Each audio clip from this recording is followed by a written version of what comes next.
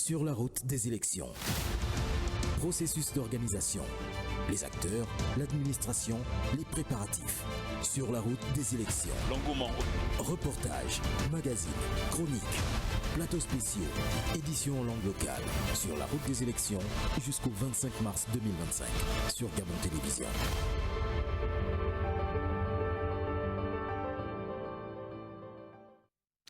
Mesdames et messieurs, bonsoir et bienvenue. Si seulement vous nous rejoignez, vous le savez, c'est la deuxième partie de ce 20h sur la route des élections. On parle réseaux sociaux en début de cette édition avec bien entendu la montée fulgurante des plateformes numériques. Les réseaux sociaux sont devenus des outils incontournables en période électorale et en pré-campagne. Ils jouent un rôle majeur dans la stratégie des candidats. Voyons cela avec Claude Sage, Boussougou Matumba. En période électorale ou en pré-campagne, les réseaux sociaux ont transformé la manière dont les élections sont menées et perçues. Plusieurs aspects expliquent leur importance croissante. Contrairement aux médias traditionnels qui filtrent et hiérarchisent l'information, les plateformes numériques permettent aux hommes et femmes politiques de communiquer directement avec leur public sans intermédiaire.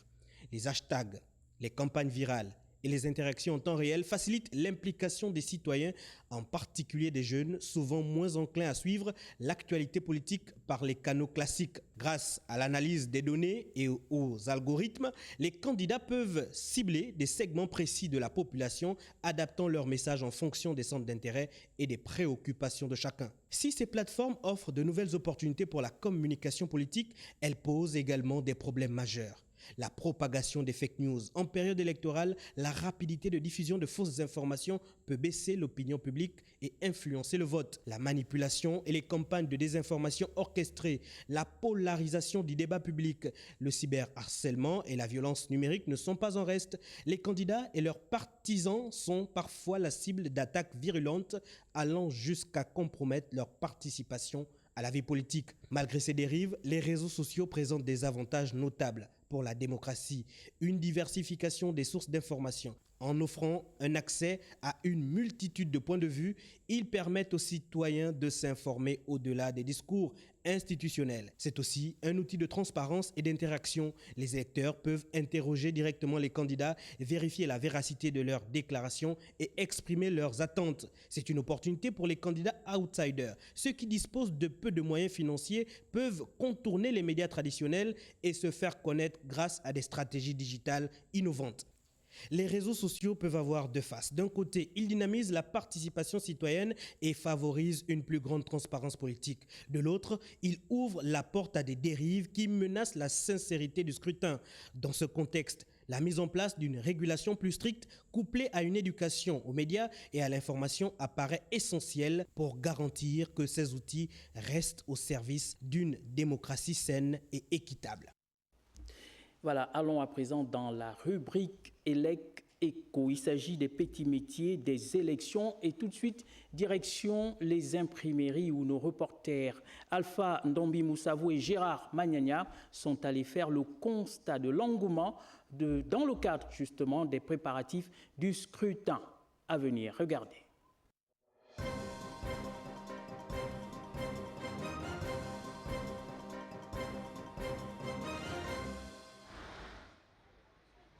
À quelques semaines de l'élection présidentielle, les imprimeries tournent à plein régime.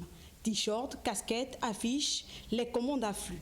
Souvent perçus comme des simples accessoires, ces objets sont en réalité de puissants outils de communication politique. Nous avons des commandes qui viennent des associations, des grandes associations du Gabon, comme Osiman par exemple, qui nous contactent de temps en temps. Nous avons des associations partenaires avec lesquelles nous travaillons.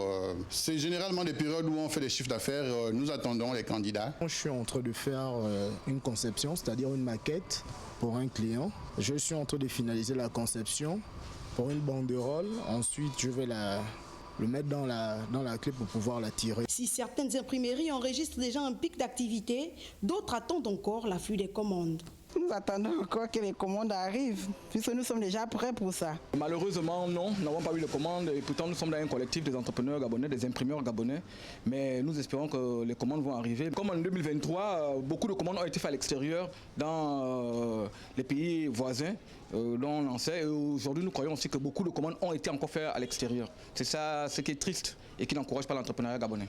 On a tout ce qu'il faut pour travailler. Les machines sont là maintenant en milieu de chômer parce qu'il n'y a pas d'appel d'offres. La communication visuelle est aussi stratégique que le discours politique. Conscients de cet enjeu, les candidats investissent dans des objets personnalisés pour capter l'attention et séduire l'électorat. Les entreprises proposant les services de planification, d'animation et de gestion des espaces ne sont pas en marge de ces préparatifs. Je ne vous en dis pas plus. Reportage Flora Zona Bosso.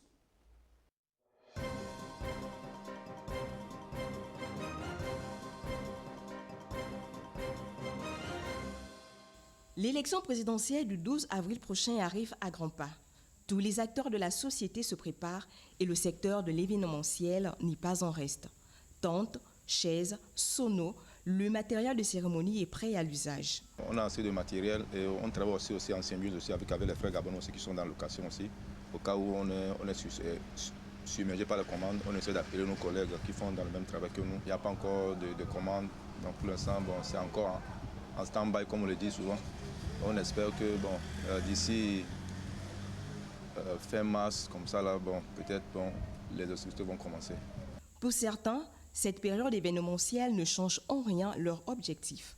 Recevoir des sollicitations, quel que soit le client. Moi, j'aurais voulu que ça progresse comme d'habitude. Comme d'habitude, il n'y a pas de souci. Si les gens peuvent venir, me donner des marchés, il n'y a pas de souci. Moi, j'attends toujours un peu quelque chose qui vient de quelque part. Je n'attends pas les élections pour avoir les marchés. Normalement, celui qui peut vient me donner du marché et je donne mon matériel. À quelques semaines de la présidentielle, les structures de location de matériel de cérémonie sembleraient ne pas enregistrer de commandes. Une cadence qui pourrait changer le 29 mars 2025. Effectivement. Et allons de suite retrouver notre point focal du côté du ministère de l'Intérieur. Vous le savez, il s'agit de Dave Moubele Pendi qui est accompagné de Arnaud Mengue. Voilà. Dave, vous êtes comme tous les soirs du côté du ministère de l'Intérieur. Ce soir, peut-être revenir sur les pièces à fournir pour la composition du dossier. Et je crois savoir qu'à vos côtés, vous avez un technicien qui pourrait nous étayer sur la question. Bien, mais écoutez, justement, bonsoir notre ami André Manza, mais aussi vous dire, vous l'avez dit dans votre lancement, on fera œuvre de pédagogie ce soir. Il est question de décrypter l'ensemble des pièces qui constituent le dossier du président de la République. Il y en a 15, c'est vrai, on va passer en revue 5 principales d'entre elles pour mieux comprendre leur utilité et comment justement parvenir à décrypter ceci. Je vous invite à me suivre avec Arnaud Mengue. On va aller justement dans le bureau du chargé d'études du ministre de l'Intérieur en charge de la sécurité, avec qui on va donc passer au peigne fin. On le sait très bien, donc ces différents points énoncés. Il y a justement à côté de moi, monsieur Romaric Eli Volendong, vous êtes chargé d'études au ministère de l'Intérieur et de la Sécurité. Bonsoir. Bonsoir, monsieur Dev. Voilà, nous sommes dans vos bureaux justement pour évoquer ces quelques points essentiels des pièces constitutives du dossier quand on veut candidater pour être président de la République. Parler de façon plus simple, on le sait.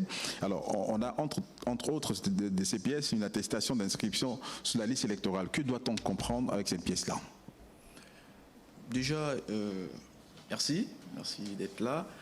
Il faut dire qu'une attestation d'inscription sur la liste électorale découle d'une exigence législative. Parce que la loi portant code électoral en République gabonaise, donc la loi organique 01/2025 du 19 janvier 2025, au titre des pièces qu'il faudrait fournir pour être candidat à l'élection du président de la République, le candidat doit jouir de ses droits civils et politiques. Donc, lorsqu'on parle de droits civils et politiques, il faut mettre là-dedans le droit de vote. Donc, droit de vote veut dire tout simplement qu'il faut être inscrit sur la liste électorale. Faut-il être sur une circonscription bien dotée où il y a, pour le cadre du président de la République, on peut être inscrit partout? Pour ce qui est de l'élection du président de la République, il faut dire que le candidat a le choix de s'inscrire dans un centre de vote de son choix. Donc, contrairement à l'élection des députés à l'Assemblée nationale ou des conseils locaux, où l'exigence est faite au candidat d'être inscrit dans la circonscription électorale dans laquelle il se présente.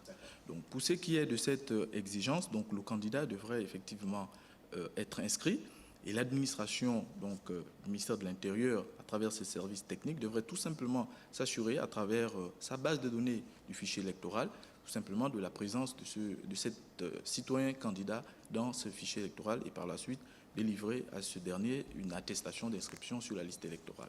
On parle également de cette pièce, l'acte de naissance ou de jugement supplétif des candidats, qui doit également justifier de son appartenance à la nation, mais aussi donc ses parents de façon biologique. Comment le comprendre aussi?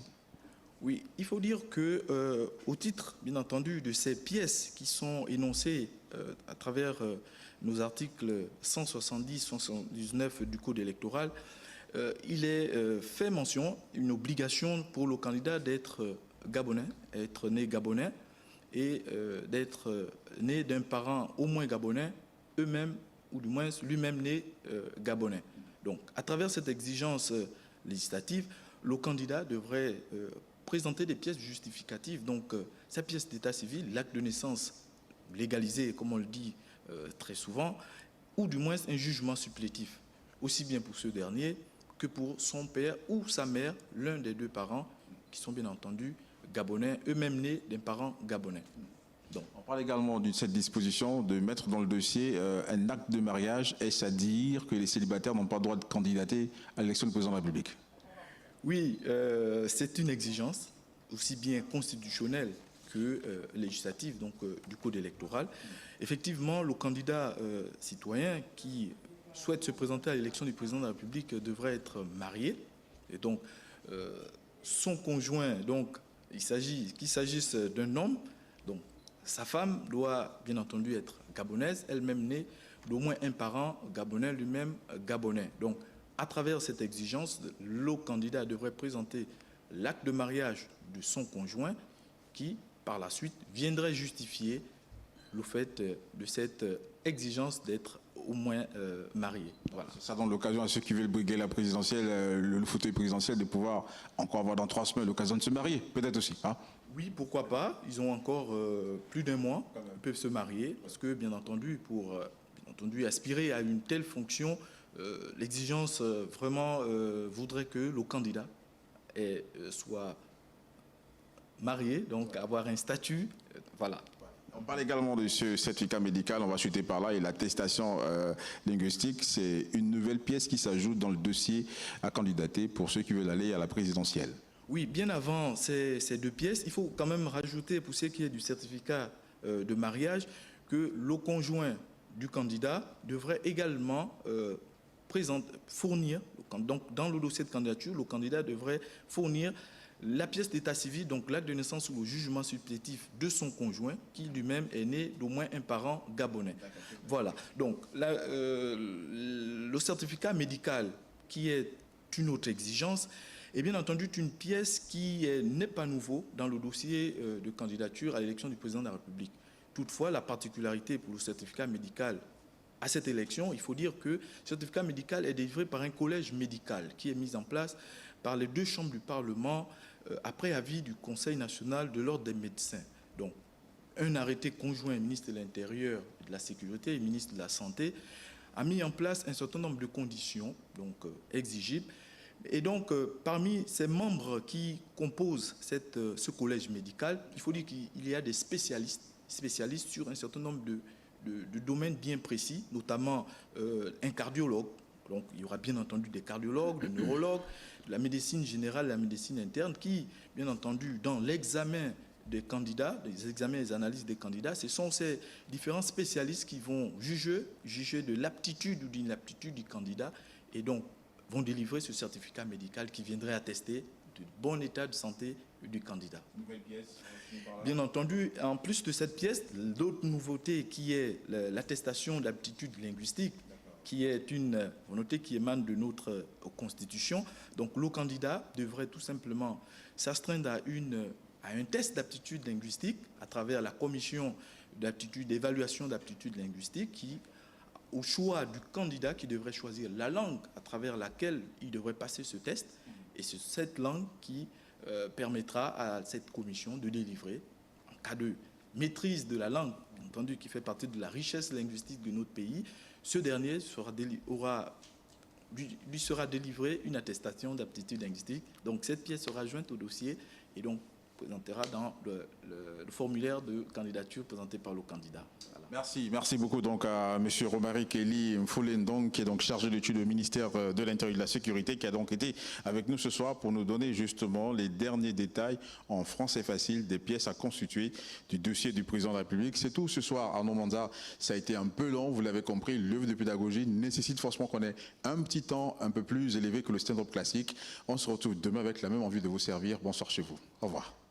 Merci beaucoup à Dev. Je crois qu'à partir de ce moment, les potentiels candidats sont amplement édifiés sur les pièces à fournir pour pouvoir affronter l'élection à venir. Et puisqu'on parle de candidats, il y a cette conférence de presse animée par le professeur Noël Bertrand Bouzanga, je vous l'ai dit, et qui a, au cours de cette conférence de presse, déclaré sa candidature pour la présidentielle du 12 avril prochain. Jean de Dieu Gombi, Jean de Dieu Mambuntu. Moi, Noël Bertrand Bouzanga, j'ai pris la décision solennelle de me porter candidat à l'élection présidentielle du 12 avril 2025. Le natif de Langounier, le professeur Noël Bertrand Bouzanga, a édifié les journalistes sur son projet de société, axé entre autres sur l'énergie. En matière énergétique, c'est pareil, il n'y a pas de miracle. Aucune économie n'est viable sans énergie et sans infrastructure. En 7 ans, puisque un mandat c'est 7 ans, nous allons construire des barrages hydroélectriques, combinés avec l'énergie solaire. Sur la lutte contre la corruption, nous allons efficacement lutter contre la corruption et augmenter les marges de manœuvre de l'État, en dépit de la dette qui pèse sur les finances publiques. Et vous savez d'où vient cette dette? Ce sont des dettes odieuses, qui alimentent la corruption et qui ne financent aucunement le développement de notre pays, ni la protection sociale de nos compatriotes. S'agissant de la dépendance économique, nous allons réduire notre indépendance économique et fabriquer des leaders nationaux dans tous les divers secteurs de notre économie.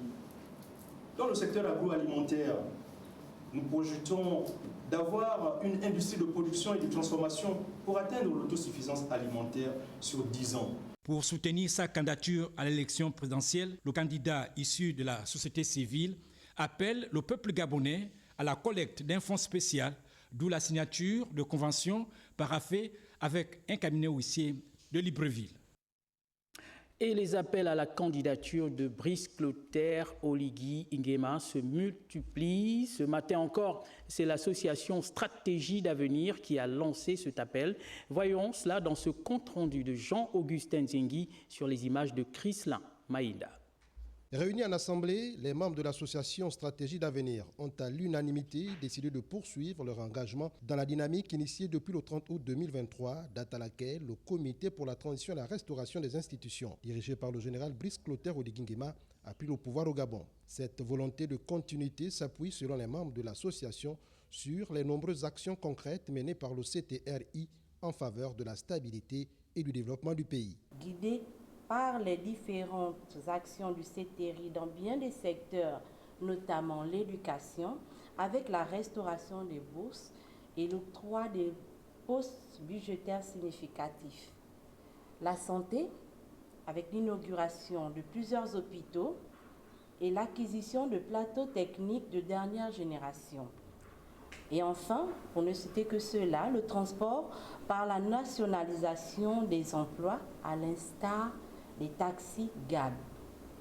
Appelons très respectueusement et affectueusement le général de brigade, président de la transition, président de la République, chef de l'État, Brice Clotaire Oligui Nguema, à se présenter à l'élection présidentielle du 12 avril 2025. Fondée en 2023, l'association Stratégie d'avenir œuvre pour le bien-être des populations et ambitionne de renforcer sa présence sur le terrain. L'association entend jouer un rôle clé lors des prochaines élections présidentielles mettant son expertise et son engagement au service de leurs candidats. Déjà des réactions de certains acteurs politiques après cet appel à un débat télévisé de Bertrand Zibi Abégué à Alain-Claude Bilé-Binzé. Ce soir, je vous invite à suivre celle du président du Front populaire gabonais, Gérard Elangema. Reportage Cabrel Guilain-Lemami, Médard Ingeng. Le président du Front patriotique gabonais réagit sur l'actualité du moment, notamment sur celle relative aux sorties politiques de certains leaders des plateformes associatives ou des partis politiques. Dans un premier temps, le numéro 1 du FPG donne son avis sur les événements liés à la récente tournée du président de la plateforme Ensemble pour le Gabon. Même si Billy-Binzé a parlé, qu'est-ce que nous dit Billy-Binzé depuis un moment? Il ne nous dit rien du tout. Il nous dit non, pourquoi on veut me faire porter le bilan du régime? Est-ce que j'ai été Premier ministre depuis 1960? Est-ce que j'ai été... Il pleurniche. Sur l'appel de Bertrand Zibi à Alain-Claude Bilibidze à un débat politique télévisé, Gérard Elangema s'interroge sur la pertinence de cet appel. M. Alain-Claude, opiniâtre de son État, pense qu'il est au centre de l'avenir du Gabon. Je prends aussi le cas de mon frère Nzibi, pense que pour peut-être intéresser un peu plus le prince, il va demander un débat. Un débat sur quoi? Selon le leader du Front patriotique gabonais, les débats devraient plutôt s'orienter vers la recherche des solutions devant permettre de régler la dette du pays et d'améliorer son économie. Est-ce que vous êtes prêts, vous deux, vous connaissant, capables de débattre sur la question de la dette du Gabon? Nous tous, nous allons vous suivre et nous apporter des pistes de solutions, apporter des pistes de solutions à celui qui est au pouvoir en ce moment. Le président du Front patriotique gabonais interpelle ainsi l'ensemble des leaders politiques et responsables des plateformes à travailler ensemble pour le développement tout azimut du Gabon. Voilà donc pour une première réaction au lendemain de cette invite. Le Haut-Ogooué, nous y allons maintenant, notamment dans la commune de Lekoni. Andy Tungi, bonsoir, vous y êtes actuellement et les choses semblent se dessiner à l'approche de l'élection.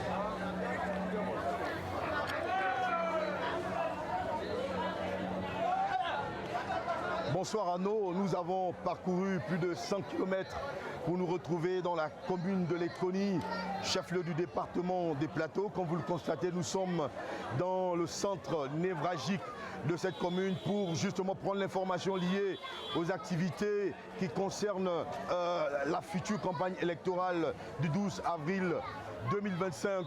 La commune de Lekoni ne s'inscrit pas en marge de cette actualité. Eh bien, nous avons tenté justement d'avoir un maximum d'informations entre les administratifs qui ont été formés par les agents du ministère de l'Intérieur. Eh bien, la délégation spéciale en charge de la gestion de la ville nous a donné l'information selon laquelle tout est en train d'être mis en place pour pouvoir justement tirer le maximum des électeurs. Et nous apercevons même le délégué, monsieur le délégué, s'il vous plaît. Monsieur le délégué. Bonsoir. Bonsoir. Alors nous sommes dans votre commune. Qu'est-ce qui se fait concernant les élections prochaines du 12 avril 2025? D'abord, je suis surpris que vous êtes déjà dans ma commune, sans m'informer, ce qui n'est pas bien. Mais pour les élections, nous, on est prêts. Prêts pourquoi? Parce que on attend un nouveau président, c'est qui est normal. Moi qui vous parle en tant que délégué, on était formé pour réformer encore d'autres agents qui vont être dans les bureaux de vote. On est prêt à 100%. D'accord.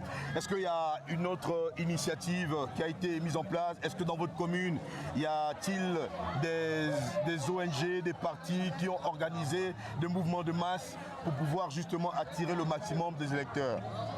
Avec tout ce que le CTRI a fait, pourquoi pas? Il y a tout est préparé, comme ailleurs, comme à Libreville, comme à Oyem, comme à Port-Gentil. On est prêt pour ça. Pourquoi pas? Parce que les ONG, les petits groupes qui veulent soutenir leurs candidats, ils sont libres. Il y en a plein. Et surtout pour le candidat au Liguingema. Oui. Ils sont pleins. D'accord. Est-ce que ici, à Lekoni, il y a une particularité en ce qui concerne les mouvements qui vont dans le sens de la préparation des élections prochaines? Mais comme d'habitude, partout comme dans le monde entier, et ensuite avec ce que le CTRI vient de faire comme activité ou comme action, on va dans le monde où le développement devient plus important. Et ils ont posé des actes qui font en sorte que c'est très bien, c'est très beau. Par exemple, à l'économie, on est là pour ça, hein, on va aller jusqu'au bout. C'est un délégué visiblement déterminé et Gabon Première a déployé des moyens colossaux pour justement atteindre la quasi-totalité des départements de la province du Haut-Ogooué. Andinel Tungui, Guissé Dizambou et Tito Mohamed continuent de suivre le processus de préparation des événements liés à la future élection présidentielle du 12 avril 2025. En direct de l'Ekoni, Andinel Tungui, Guissé Dizambou et Tito Mohamed.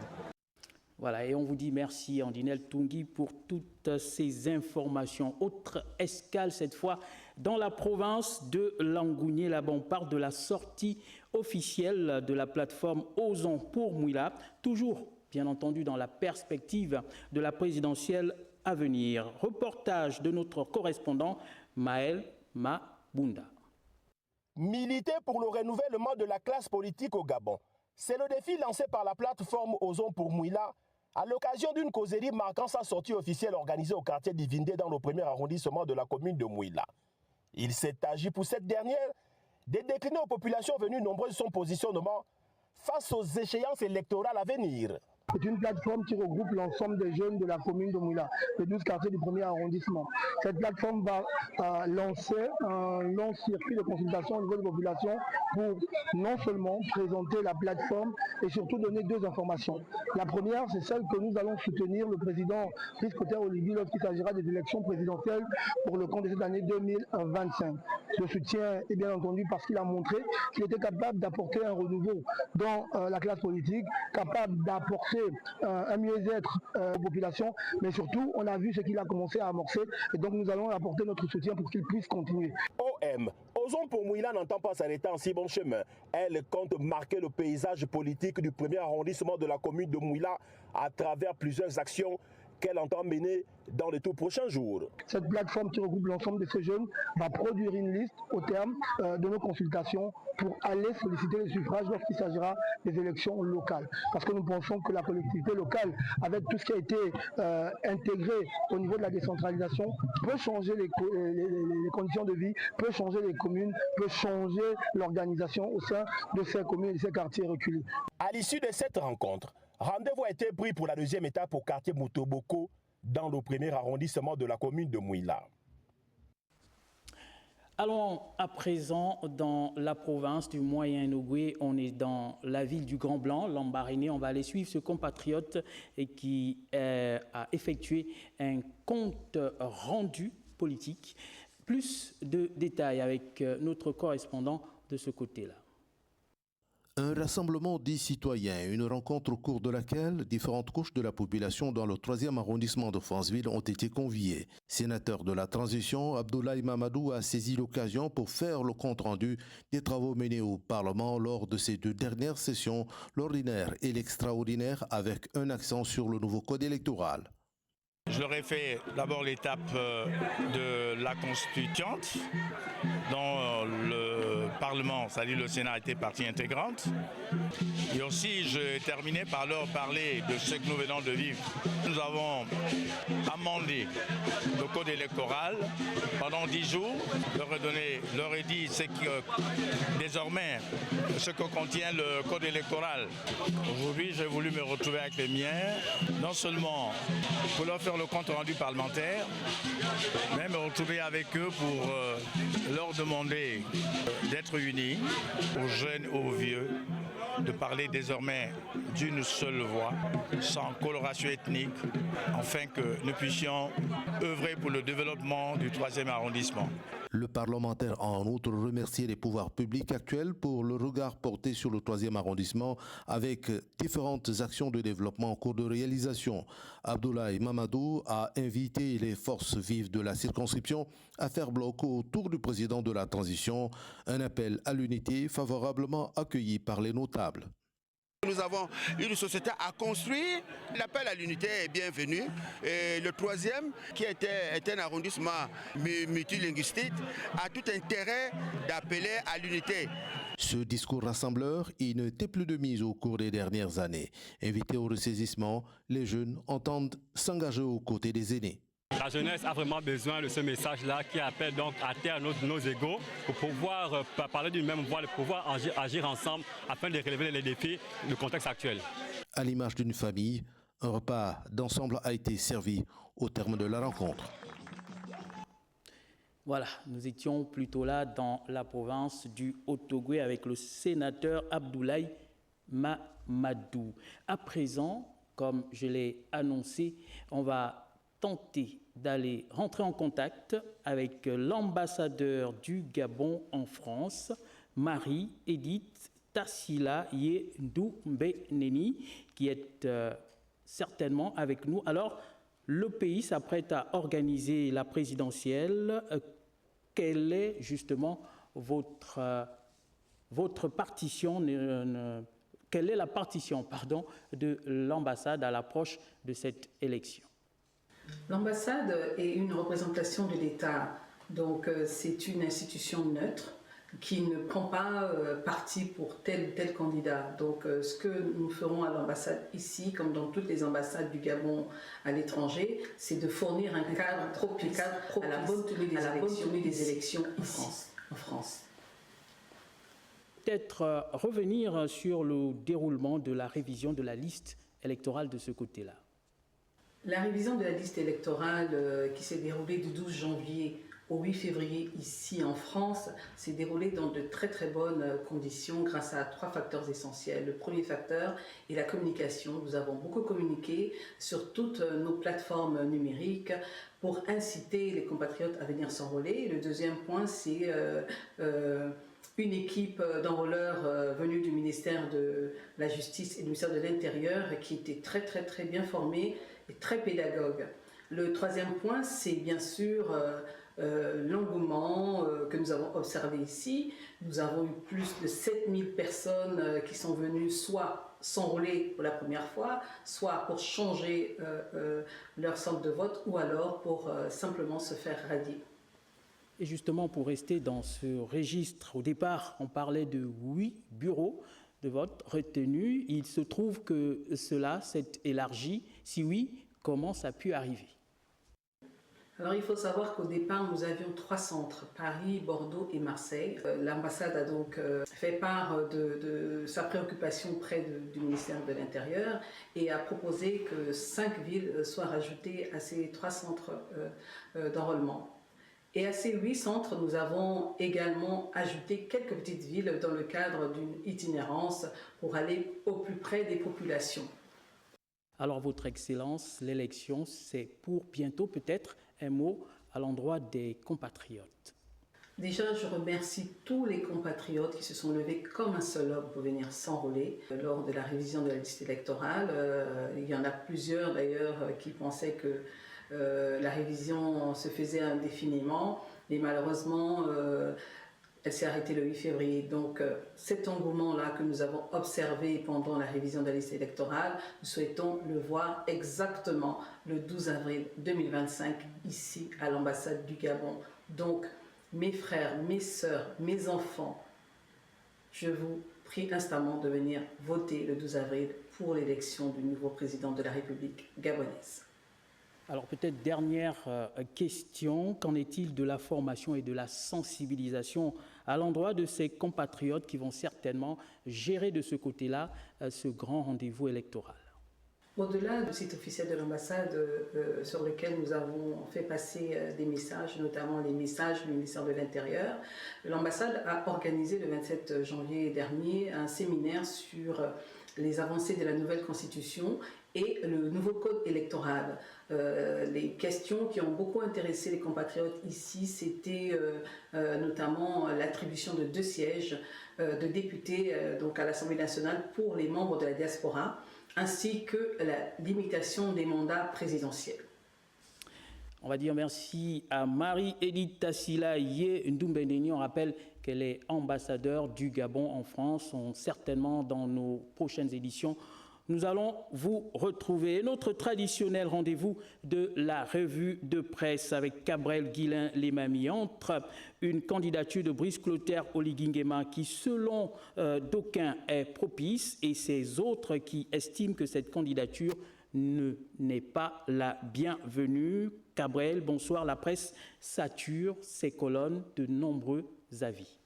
Le président de la transition, le général de brigade Brice Clotaire Oligui Nguema, serait-il l'homme qui devra conduire le pays vers un avenir radieux au cas où il poserait sa candidature pour l'élection présidentielle du 12 avril prochain? À cette problématique, les avis sont divergents lorsqu'on parcourt la presse nationale et internationale. Selon Gabon Media Time, par exemple, dans sa titraille, évoque le mouvement Nouvelle Aurore qui appelle à une candidature unique de l'opposition pour battre le président de la transition. Le mouvement dénonce la trahison des engagements pris par le général président, lesquels sont la restauration des institutions et la remise du pouvoir aux civils. Pour le journal en ligne, sa candidature pourrait être une violation de son serment du 4 septembre 2023. Abordant dans le même sens, le journal L'Aube cite Alain-Claude Bilibidze, Noël Boudzanga, Ando Ossa, qui dénonce les mauvaises méthodes de gouvernance. Selon toujours le journal L'Aube, le président de la transition ne compterait que sur le Parti démocratique gabonais et ses satellites. Gabon Media Time souligne dans ses colonnes en citant le mouvement Nouvelle Aurore que seule une opposition unie peut empêcher la légitimation du pouvoir militaire par les urnes. Il en appelle donc à la responsabilité de chaque leader où les voix de l'opposition se disperseraient. Si certains sont contre cette candidature du général président, d'autres estiment qu'Oligui Nguema serait l'homme de la situation. Comme l'illustre GabonActu.com, la candidature de Brice Clotaire Oligui Nguema serait une possibilité pour lui de poursuivre l'œuvre entamée en qualité de président élu démocratiquement avec le concours de tous. Jeune Afrique affirme qu'il a lancé des vastes projets, s'est attelé à réformer les textes, notamment en promulguant une nouvelle constitution adoptée par référendum. Pour le journal L'Aube, certes, l'ex-commandant de la garde républicaine était du système, mais son acte patriotique du 30 août 2023 est venu pour le repentir. Il est donc excusable par rapport à ceux qui sont restés accrochés aux privilèges. Pour Radio France Internationale, la candidature du président de la transition est souhaitée par le peuple gabonais parce qu'il a commencé quelque chose qui a été perçu comme un profond changement. Le journal L'Aube, abordant dans le même sens, précise que finalement, avec un pays laissé en lambeaux par l'ancien système, Oligui Nguema ne fera pas longtemps conjuguer le verbe attendre à tous les sinistrés de cette époque, à l'instar des épargnants de la Poste Banque, système judiciaire arriéré et rappel solde des fonctionnaires, paiement des bourses et bien d'autres. Radio France Internationale conclut par ces termes: le Gabon vit une transition pacifique où il n'y a pas eu d'emprisonnement et de chasse aux sorcières et où le chronogramme de la transition qui a été arrêté en septembre 2023 est suivi et respecté. Voilà, Cabrel Guillain, les mamies. On vous dit merci et on se donne rendez-vous demain. Le 12 avril marquera sans doute un tournant pour Gabao. Le futur élu devra être conscient de l'énorme responsabilité qu'il attend et agir avec sagacité pour mériter la confiance accordée par le peuple. C'est à cette condition que ce dernier lui signera un chèque en blanc. Pour toucher ce chèque en blanc, les conditions suivantes doivent être réunies: confiance et responsabilité, développement concret, gestion transparente. Le billet du jour, vous l'avez compris, parle de ce chèque en blanc. On retrouve nos banquiers du jour, Eric Nzengi Badinga Mwanjok et Rodolphe Eyele V. Le 12 avril prochain, le peuple de Gabao aura l'occasion de faire entendre sa voix lors des élections présidentielles. La voix du peuple résonnera dans les urnes. Dans ce contexte, le terme chèque en blanc prend tout son sens. Dans le langage courant, quand on fait totalement confiance à quelqu'un, on dit qu'on lui fait un chèque en blanc. Dans le domaine financier, un chèque en blanc est un chèque signé, mais dont le nom du bénéficiaire et parfois la somme ne sont pas inscrits. N'importe qui peut donc marquer son nom et l'encaisser. Parmi de nombreux prétendants, un seul sera élu pour diriger Gabao. Il recevra donc un chèque en blanc, symbolisant la confiance totale des électeurs.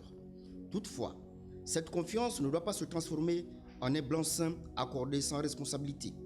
Le chèque en blanc qui sera remis par le peuple ne doit pas être interprété comme une licence de faire ce qu'il veut, mais plutôt comme une confiance qui doit être honorée par des actions concrètes et tangibles. La métaphore du chèque en blanc souligne à quel point il est essentiel pour un dirigeant de respecter les attentes légitimes du peuple, en traduisant les promesses électorales de façon pragmatique. Les Gabonais aspirent à une gouvernance transparente, honnête et orientée vers le développement durable.